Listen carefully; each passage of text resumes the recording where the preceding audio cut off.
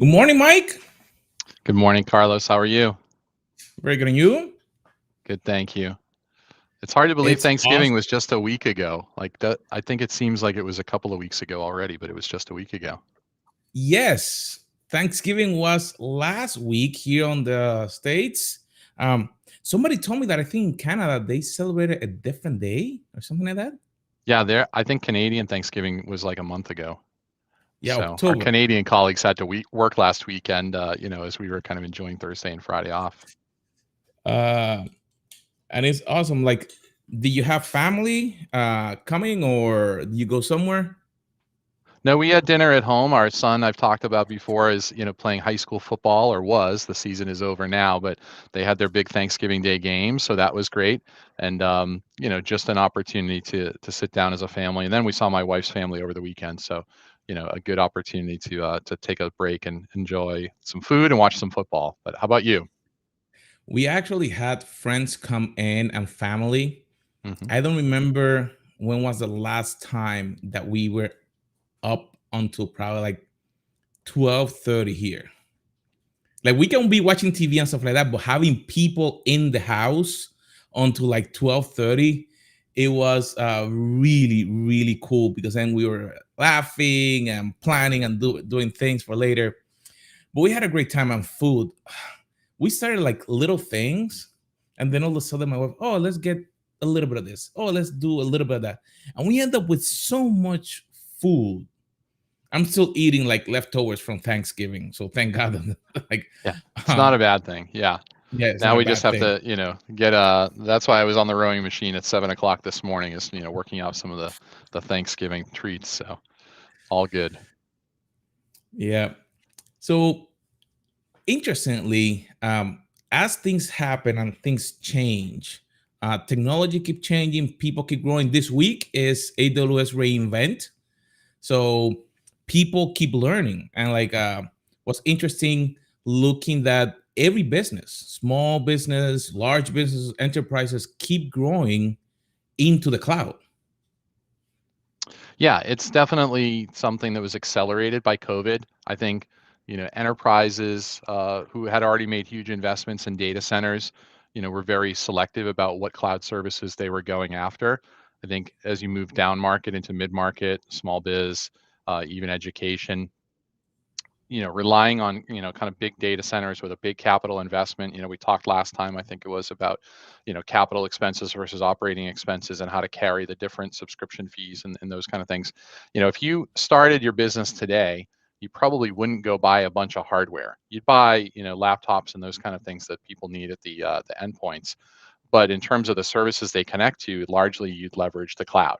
And whether that's uh, applications in the cloud, SaaS, or if you're using infrastructure or platform as a service kind of opportunities to build applications or to host files or VMs, it's a completely different approach that people would take at this point. And it's interesting because even way back, you were, I don't know if this word bring back good memories or not, but do you remember when the trend was let's centralize? Mm. Let's centralize your IT services. Let's centralize and consolidate the data centers. It was the same idea. It was like instead of, I remember that at one point in one of the companies that I worked for, each email server was in each location. Oh yeah. So I work for a company that they have over 200 locations worldwide, and sometimes one was the one that sent the email for another. So it become a nightmare to troubleshoot when, oh, is that your server is the one having the problem, not our server or stuff like that. So then they start bringing everything into a centralized cloud type idea to provide those services. Well, that was the big change with bandwidth, right? So, the availability of bandwidth, the cost of bandwidth, the speeds. We used to have to send, all these servers out to remote offices because you didn't have the bandwidth that you enjoy today. I mean, like I'm sitting here in the Boston area, just in one of the suburbs, but I've got fiber to my house. I've got gigabit fiber service. Like, who could have dreamed back when, you and I started in this business and we'd get on our dial-up modems and, listen to those shrieky tones coming out of the computer, like, you know, and then the you've got mail back in the real old days, right, with your AOL and Whoa. Prodigy and all that stuff. So we've obviously come a long way, but the bandwidth and the bandwidth down to the endpoints gives us the ability to centralize those resources. But again, if you think about, uh, I think one thing we haven't talked about in this series yet is, there are companies that are becoming more environmentally conscious. So, running a data center requires a lot of cooling, a lot of energy. How do you do that in a carbon neutral way, right? Like that's something that's becoming important to some companies. And, more and more hosting your own data center is probably a difficult way to manage that. If you can sign on with whether it's AWS or Microsoft or Google or some other cloud provider who's actually putting a focus to that and trying to create a carbon neutral footprint for what they're doing in those computing resources that you're leveraging, it gives you at least a feel good sense about what you're doing there from a computing point of view. And that's interesting because a lot of small businesses and also enterprises are looking to actually be at peace Mhm. with everything that they have to do, because as we noticed in this past year, a lot of things had to change. So removing the repetitive task so you can focus on the most important task or components of your business to grow it, it's key to be able to be successful in today's economy. And small businesses looking into what's interesting. There's an article that we just posted a link in the chat. How to be able to provide peace of mind. Um, I love the idea of how many businesses, and I highlighted. Let me just bring that up. 43.6 to be exact percent of small businesses have even one full IT professional. When I saw that, it was like, okay, wow. Like they have people working for them. Because if you look, you can have up to 100 people working with them, but you don't have the focus, Right. because it takes focus. Like you had to manage the PCs, you had to then the servers, you had to protect them, the antivirus, ransomware, remote management, all that actually adds up. And sometimes, I don't know you, but like even with my own computers or the family, I'm constantly thinking, okay, my dad is 92. So if he goes to a website that he should not go because they sent him a link or something like that, what will I do? And Right. businesses do the same thing. Yeah. Yeah. And I too was doing level one help desk on Thanksgiving Day. Like it sounds like you were too, right? My mother-in-law got a new cell phone, but her emojis are gone. Mike, where are the emojis? Because she texts she's got 9 grandkids and she texts all of them, I think, or all except for the littlest one. But yeah, that's no one wants to be in that situation. Like I saw that statistic in the IDC paper that you linked, and think about supporting 100 people. Like the first thing is, like, if you were brought on as the IT director, um, it's impossible to do it all. You would have to use a managed service provider to help you do 95% of the work, right? And you're more on the strategic point of view about what we're doing and how do we plan for the future growth of the company, but having them really do a lot of the day-to-day work. And so I think it's key that if you're in that role for an SMB company and you're the sole IT person, what is on the shopping list for a managed service provider? Right? Like, what are the attributes of the company, and then what specific services do you need? The thing that gets interesting in this paper, as you get into the material, is that there is a belief among most SMBs that when they work with a managed service provider, that backup, continuity, disaster recovery is just part of the service. And we know that's not always the case. So what's scary there is kind of their belief or their perception versus the reality, which the reality, as IDC has studied it, tells us that many of them have no backup. Like they think, well, if you're using a cloud-based service, there must be backup built in. And we know that that's just not the case, right? There's a shared responsibility model that Microsoft publishes. I'm sure that AWS and others must have their own kind of published SLAs as well, that differentiates what the customer is responsible for versus the hosting provider. And that's where things get scary potentially.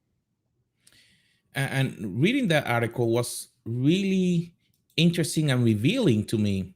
Um, there, there are people that leverage some of the new technology, like that top bar, that are aware of it, and they're leveraging an online solution or like our solution that actually protects and replicates to the cloud. But to me, it caught my attention the last two little things, because normally we know that when they do a survey, those are the people that they were able to talk to. But within that, there's still people that don't know if their data is getting protected or actually say, hey, we don't back that up. What do you think about that for running a business?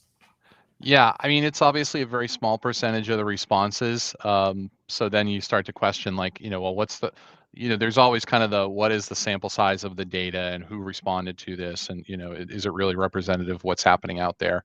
Um, I suspect that there's potentially more people who are in that boat. It's just they didn't respond to this survey. So yeah, I worry about that because I think more and more you think about the economy here in the United States, especially, what are we creating?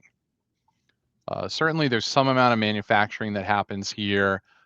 There's a lot of service providers, a very service oriented economy that we've built here, and a lot of offshore manufacturing and goods imported and sold here.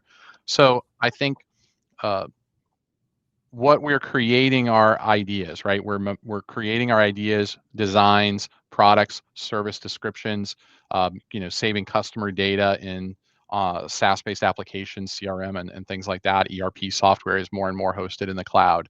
And so all of the work that people do, like their business really is digital. The assets of the company are digital. And so if you're not protecting those, uh, then that's really a missed opportunity. Like I went to our website the other day, just datto.com/ransomware. I wanted to see what we had put together as kind of a showcase page there because I'm still kind of new, a couple months into the company. And then I sat and watched a demo that a couple of our guys recorded of them going through a scenario where somebody's sitting there working on some files and then all of a sudden opens the wrong file. But of course, then that launched a ransomware attack, encrypted all of his files, spread to the server, and then it was kind of them taking us through the process of how we recover. Even when you have tools like ours, it's still a complicated recovery process. It takes a little time to get back up and running. Without it, it can be crippling. And that's, again, I think the scary part. So, going back to the title of this paper, it's about giving your customers peace of mind, not putting the fear of God in them, right? But I think there is that kind of like having a healthy fear about what could happen, and then talking about how you as a service provider will give them the peace of mind, the things that we do, how we do it, how it's designed to provide for these scenarios, really addresses a lot of those customer concerns that they might have. And it was going through it. I highlighted a bunch of stuff, but we know it. But to actually get the details up, through 2020, most IT spend move directly into the cloud services, SaaS platform. That's like your Office 365, your past services, moving databases to the cloud, infrastructure as a service. Like instead of having those VMs locally, move them to the cloud to enable or to use some of those services is very interesting, but also that there's still some resources that gonna stay on premise because they're not ready for that migration. And understanding that for me was very telling that again, I understand it when we talk to the customers, when we build solution and everything, but that the market understand it and Mhm. that is trying to help those service providers and customers to understand, hey, probably for a while you may have a hybrid strategy, you may have something that's going to start moving, but you still need to protect it in the cloud as you are doing on premises. Yeah, I think you've got to have a strategy, right? And that's, again, where if you're that one IT person working for a 100-person company, or if you're the managed service provider acting as the outsourced IT and advising the customer, uh, you know, In some ways, there's a huge drive to move to the cloud, and certainly our partner Microsoft would advocate for that and kind of moving those workloads in and not maintaining the hybrid environment unless you absolutely must, right? But I think you got to rationalize that with each customer and figure out what's right for them. What do they need? Um, are there legacy applications? Like there's a lot that can be done by virtualizing the server, right? Like move physical to virtual. There are utilities that vacuum it all up and turn it into a VM, and now you run it from the cloud, host that VM in Azure. So there's definitely an approach that can be taken there. In some cases, though, people are carrying, um, in some ways it's technology debt. In other ways, it's like sunk costs in IT assets. Like, well, we just bought these servers, or we just bought this storage array. We've built it all up. We might as well use it until end of life, and then look at how we transition out of maybe hybrid into a full cloud. But at some point, like there's people have spent money on things that it's not throwaway kind of stuff, right? There's no like turn it in for, it's not a bottle you're getting the deposit back if you turn it in, right? Like you've got to think about the sunk costs and balance the life cycle of these devices.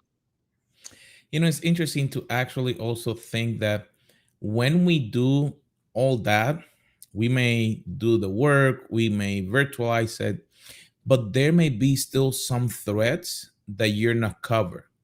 Hmm. Because, like we mentioned, when you don't stay up to date with everything that is happening, there may be several challenges that now you had to be figuring those things out on your own. And if you're the owner of the business, you're going to probably hire someone. If you're the MSP that is doing it, now you had to not only manage for someone else, but you had to manage for yourself and then learn how to do it easy, cheap, or affordable and repeatable. Yeah, and in a reliable way, right? So a lot of the solutions that are out there, they're very comprehensive. Not just the solutions from Datto, but from others right across the industry. The key is really the process around it. Kind of what do you do to make sure that, if you're relying on these technologies, that you actually have a process, that you have a plan, that you look at, what happens in the event of a data loss, and it could be a simple error, right? Like I'm working on this presentation that I have to deliver to the executive team next week. What happens if I lose it? Is there a prior version that I can easily recover? How would I go about doing that, right? And so, from an end user education standpoint, to people understand how to do that, um, versus them just going off and recreating the work and complaining about IT and computers and blaming Microsoft or whatever people do, right? So I think there's a certain amount of planning, education, the processes, but then actually the testing, right? Like, um, you know, we've all seen those kind of fantastic demos in the past where somebody goes up and like literally pulls the drive out of the server, hits it with a hammer, right, and destroys it. And now, like, how do we actually show a data recovery and make sure that it's actually going to work, right? That we could pop a new drive into that server and actually recover. So a lot of people put these things in place.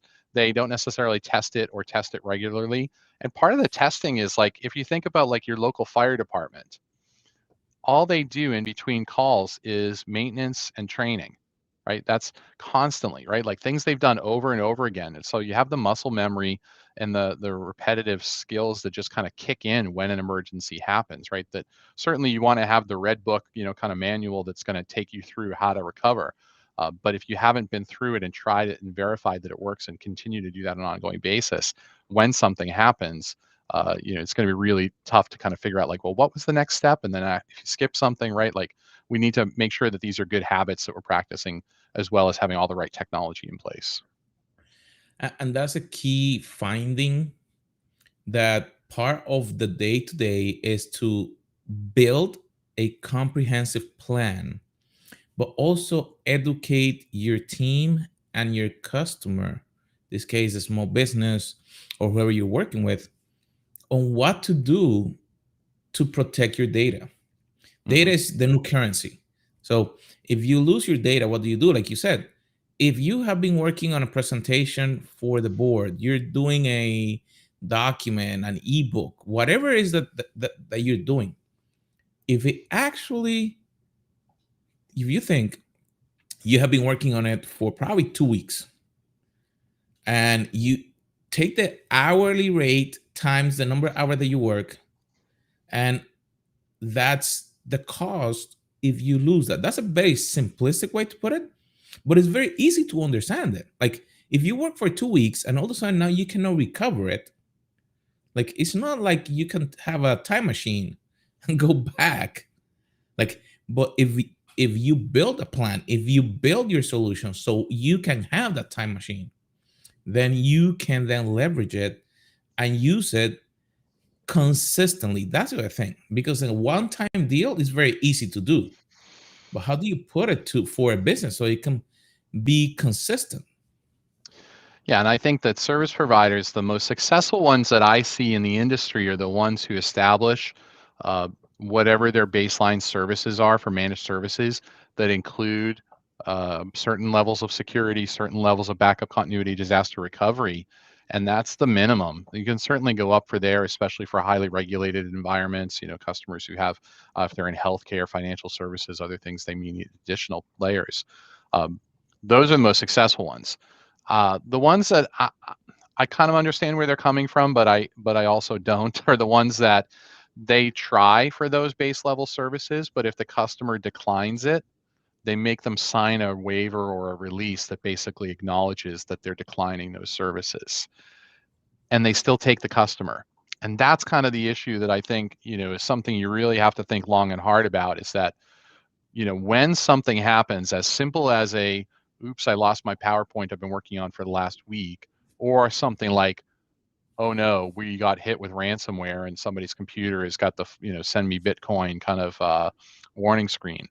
Uh, they're going to call you still, whether they signed a waiver or not, right? I'd rather at least have some fundamental layers. Like as an industry, I think more and more service providers are telling customers like, no, here's the base level. If you're not going to take at least this, then we can't help you. More and more people saying no and turning those customers away will eventually get those customers to realize that they must say yes to those things. And ultimately, it's for their own good. We do things for the possibility, not necessarily the probability of those happening, Yeah. but more and more the probability rises that they're going to, from simple error is very common. Malicious, ransomware attack is unfortunately becoming more common, but still, I don't know. Is it 1% of customers that get hit? I don't even know if it's 1%. I haven't studied that. Be interesting actually to look into the statistics on it. Yeah. And I think that what happened is that when someone get hit, they are connected to someone else. I don't know if that have happened to you.